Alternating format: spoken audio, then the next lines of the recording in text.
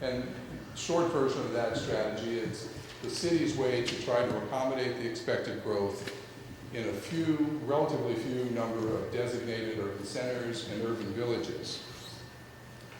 And we do that to accomplish several goals. One is to help revitalize some existing neighborhood business districts. Another is to direct growth to those places and therefore minimize the impacts on single-family neighborhoods. To make more efficient use of the infrastructure that the city has in place and will be building in the future. And also to make it possible for people to use cars less by providing other ways for people to get around or providing opportunities for them to get to close, that are close to them so that they can walk to those locations. I said that a lot of the urban village strategy is about directing growth to urban villages and centers. Under the plan, the goal was to direct 75% of new households to the urban centers and urban villages, and 90% of new jobs to urban centers, urban villages, and manufacturing industrial centers. Earlier this year, we published a couple of reports that describe some of the changes that have occurred in the city since the plan was first adopted. And they talk about some of the physical changes and also about some of the more intangible changes that have occurred in the city since the plan was adopted. There are summaries of them back on the table when you came in. I hope you had a chance to pick them up. One is called Monitoring Our Progress, and the other is called Urban Village Case Studies. The full versions of those reports are available online, and I think they give a little glimpse into some of the issues we might be looking at as we update the city's comp plan. I'm not going to talk about most of those other dimensions of change. The only one I want to show you about tonight is about growth, which is kind of the driver behind the comprehensive plan anyway. And since the plan was first adopted, this graph shows that most household growth, in fact 74% of the household growth, has gone into urban villages and urban centers. You recall that the goal was 75%, so we're pretty close in terms of directing growth to household growth to the places we wanted it to go. This shows citywide how much growth has occurred in the city, how many households have been added. And the dark line shows what was projected back when the comp plan was first adopted, and the white line shows what's actually occurred. And I have to tell you, every time I see this graph, I'm astounded at how close those numbers are, and how smart we were back then to know how much growth. Let's hope that holds. This shows that growth has been distributed around the city, but the largest amount of that growth has gone into the west sector, which includes the downtown and the uptown urban centers. In terms of job growth, cities added, at least up to the year 2001, had added 74,000 new jobs. That's about half of the 20-year growth total. And it meant that those jobs, about 87% of those jobs went into the urban centers, urban villages, and manufacturing industrial centers. You'll recall our goal was 90%. Again, we came pretty close on that one. A lot of those jobs are in the service sectors, but that term can be somewhat deceptive. In the past, I think people considered service sector to be typically low-paying jobs, burger flippers, and service, other kinds of service workers. Service sector, the way it's defined, also includes a lot of high-tech jobs as well, and software jobs. And so it's hard to draw too many conclusions from that final statistic there. So right now we're engaged in a process, tonight in fact is the first public meeting, to start updating the city's comprehensive plan. The Growth Management Act requires that part of that update should be to incorporate into the plan new population and job projections that will extend the plan from its current horizon of 2014 out to the year 2024, and update some policies where the Growth Management Act has changed since the plan was first adopted. The main example of that is that we will be working on updates of the policies that affect environmentally critical areas. And we need to complete this update by December of 2004. I hope you can see this graph in the back. This is just an example or a demonstration of the household growth that we need to plan for. The top bar shows approximately how much housing growth has occurred since the plan was first adopted. The middle bar, the full length of that middle bar, shows how much growth was planned for with the 1994 comp plan and the subsequent neighborhood plans. The bottom bar shows again the amount of growth that has occurred so far, and then everything to the right of that is the amount of growth that we expect to occur, that we need to plan for over the next 20 years. But you can see there's a lot of overlap in that sort of medium green color. Sort of medium green color. There's a lot of overlap, and that's growth that hasn't yet occurred but has already been planned for.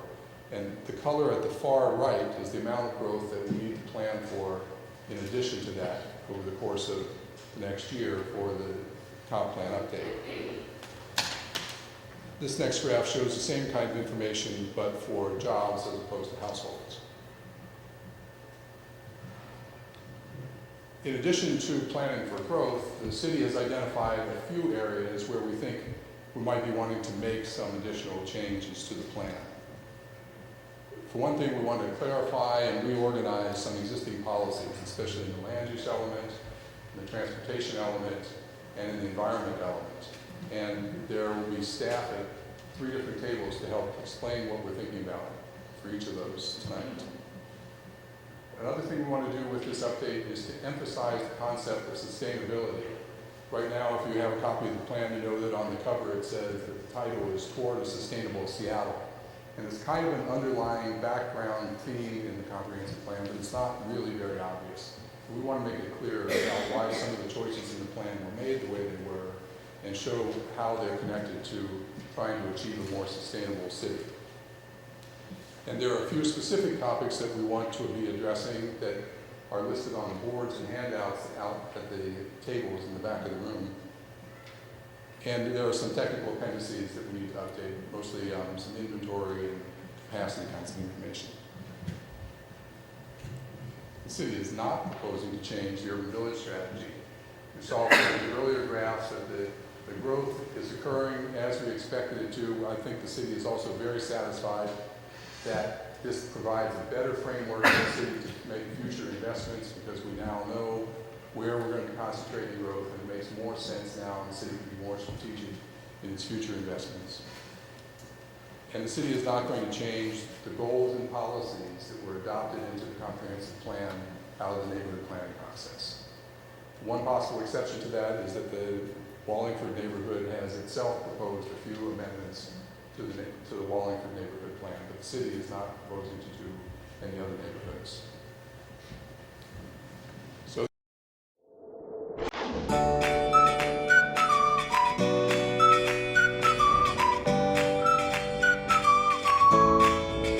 Hi, I'm Kelly Gunther in Pierce County for your Seattle City Light, and I'm standing in front of an old landfill. Now, why am I here? Well, I've got 3 stories to tell you about. For one, the old Hidden Valley landfill is actually a source of green, renewable energy. Our second story we're going to tell you about is how you can make a little green yourself from an old refrigerator running in your basement. And finally, we're going to tell you how the utility uses computer modeling and a little bit of stardust to determine how much water is going to end up behind their dam reservoirs. But first, here's a message from City Light about the Green Up program. Hi, I'm Jim Castillo. Do you know what the latest trend in home improvement is? It's not new countertops, it's not paint, but it is green. Green power for your home. New renewable energy from sources like the wind and methane. You can green up Seattle one home at a time. To join Green Up or for more green home improvement ideas, visit seattlecan.org. The Hidden Valley landfill in Puyallup accepted garbage from area customers for decades. But about 10 years ago, the landfill closed, and it's now part of Seattle City Light's Green Up program.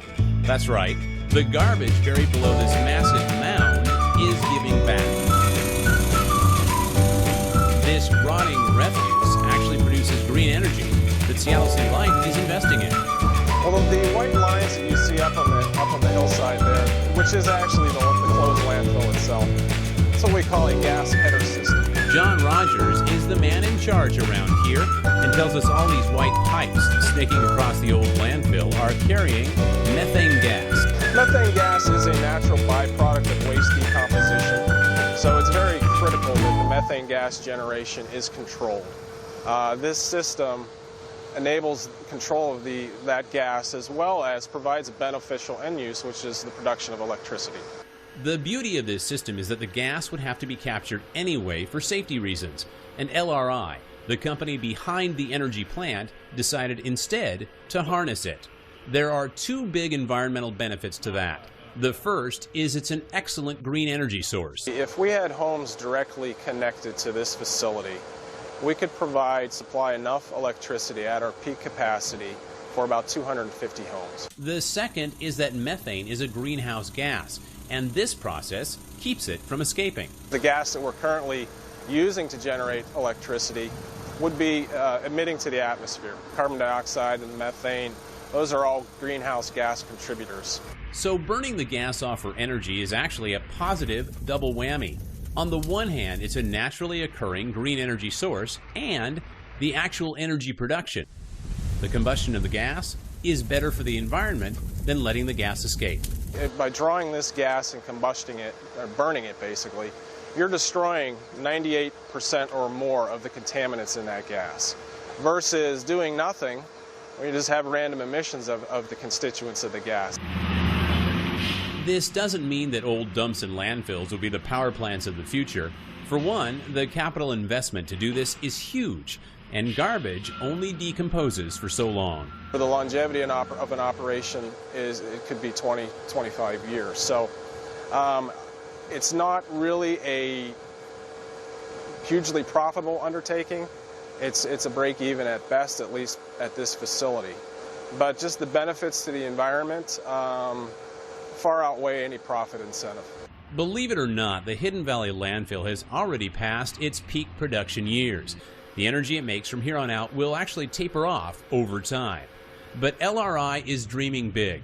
This is only one of quite a few landfills they own, and they're planning on future methane gas harvesting not just for electricity, but fueling their trucks as well. It makes a beneficial end use of a byproduct of a landfill, and again controls the emissions and helps reduce methane or greenhouse gas generation, not only from the landfill, but by fueling our trucks on compressed natural gas.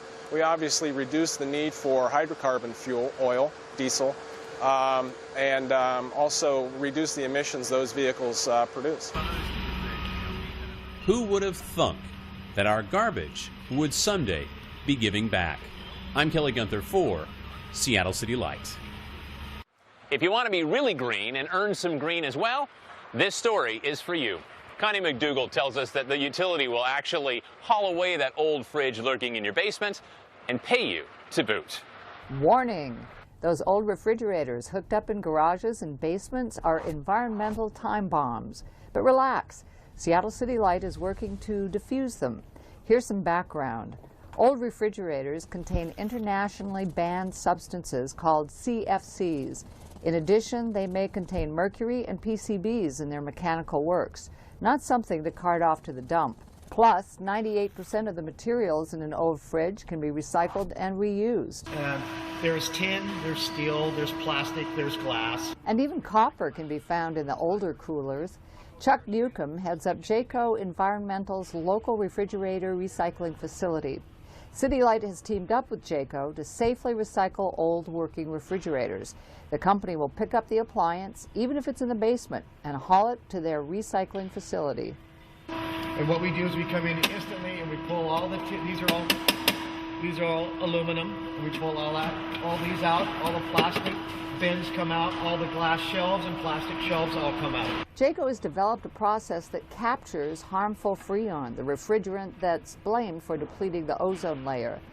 This device literally picks up the bulky appliance and tilts it so the fluids can be sucked out with a vacuum. The Freon itself gets, after we evacuate it, is into a big tank, and the tank gets sent then to have it destroyed, actually, or a portion of it properly recycled. Freon, chemically named chlorofluorocarbons, or CFCs, were banned in 1987 by an international treaty. In addition, it's recognized that CFCs contribute to global warming and are thousands of times more potent than CO2.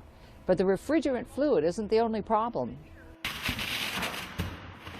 There is an average of 10 pounds of CFC-laced foam insulation in the refrigerators. This will also eventually be released into the atmosphere if not properly disposed of. Jayco bags this material up and trucks it off to an EPA-sanctioned incineration plant. If you're a City Light customer and have one of these old working refrigerators, here's what you should do. Call Jayco at 1-877-577-0510 for a pickup appointment. The fridge must be plugged in and operating when they show up because this program is only for operating refrigerators. Then, within a 4-week period, you'll receive a payment from City Light for $30. If you need to get rid of a non-functioning refrigerator, call the Seattle Public Utilities Customer Service Line at 206-684-3000 and request bulky pickup service. They'll charge $30, but at least you know it's been properly disposed of. Old refrigerators use much more electricity than the new models. That's even more greenhouse gas being produced to provide that extra power. So it's win-win for you and the environment. If you live outside the City Light service territory, check with your local electric utility. There are similar programs in place or being initiated. For Seattle City Light, I'm Connie McDougall.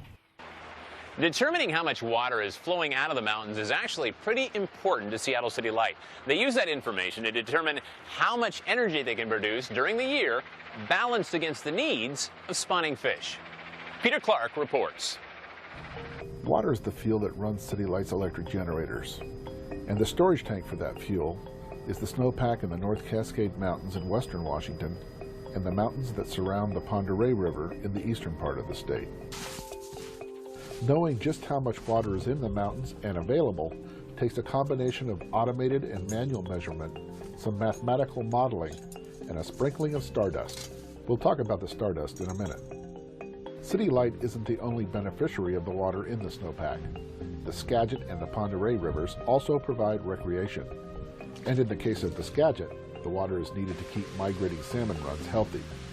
Both require minimum flows out of City Light's reservoirs at various times of the year to maintain these activities.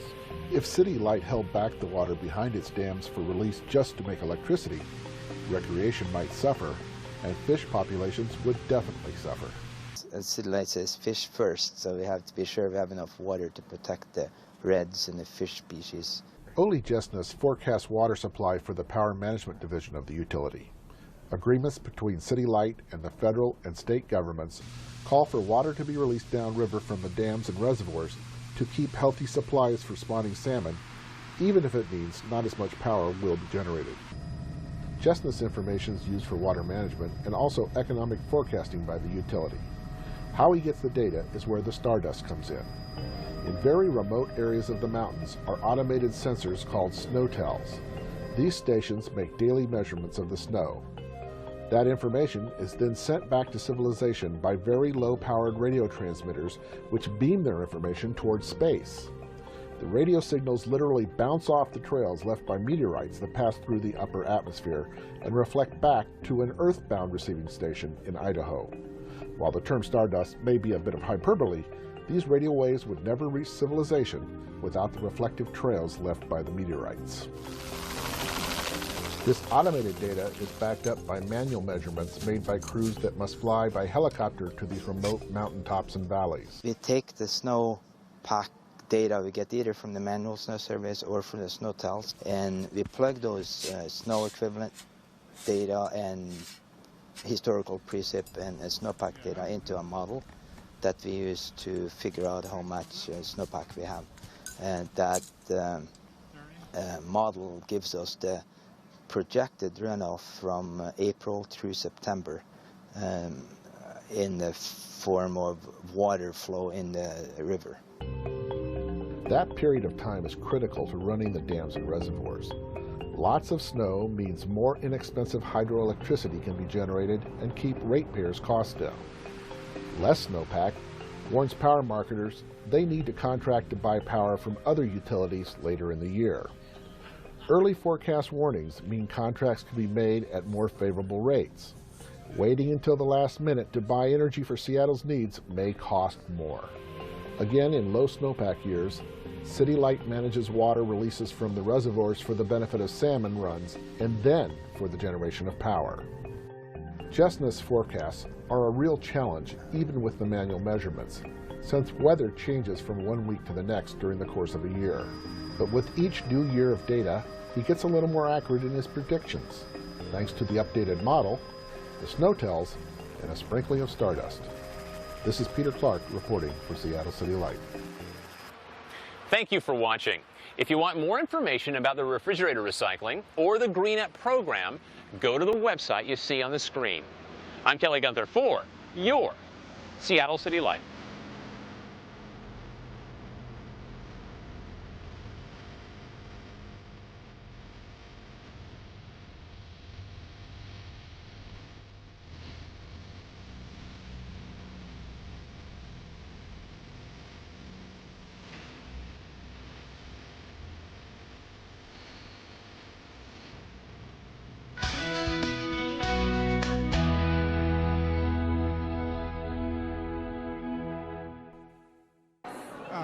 Apart from that, I mean, I think I can objectively say it's the greatest municipal art collection in the country. Fabulous. Okay, thank you, man.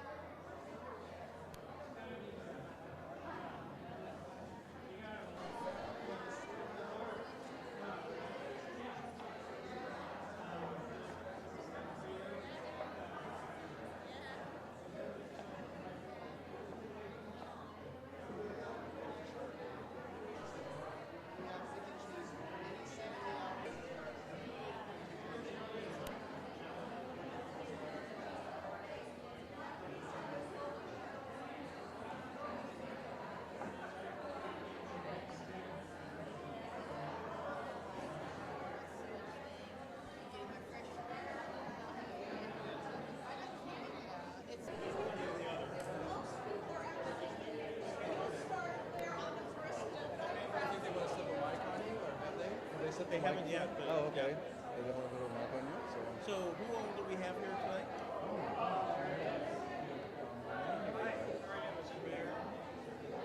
I guess they're going to have you speak, Davis. You got a mic? Well, you got it. I